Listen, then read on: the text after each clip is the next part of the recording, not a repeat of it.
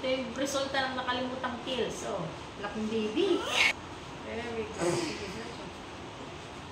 Ito na. Sige. Haba-habaan mo iningang ere. Sige.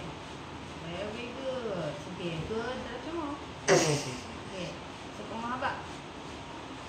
Bangon mo yung ulo mo. Tingin ka dito sa akin. Yan. Very good. Sige, diretso. Good. Diretso mo. Sige. So, very good. Okay. Isa pa. Okay. Bukas lang. Bukas ang kita. Okay.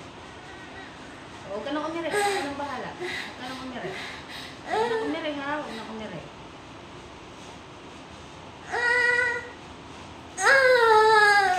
Umire. Huwag umire. Thank you, Lord. Lalaki. 12:45. Bukas mo lang, babe. Bukas lang. Wala pa itong gamit mga ka-cervix. Hindi agad nakapag-prepare si ate. Second, pang-ilang baby mo nga ito? 4 po. Ang 4 po, tapos 1-year-old lang po ang sinundan. Nasundan agad. Pero nag-mens ka pa naman. Nag-mens ka pa nun. Tapos sila ka nagamit na family plan. Kuya, ako, pills. Pills, tapos nakalimot. Opo. Walang pajama, be. Bukas, babe. Bukas. Bukas. Ito yung resulta ng nakalimutang pills. Oh, laking baby. Congratulations. Ilan ang anak mo lalaki? Puro po, 4. Tapos anak din po nung asawa ko sa una, 4. Puro lalaki. Opo. Wala ka pang babae? Opo. Ay, serious.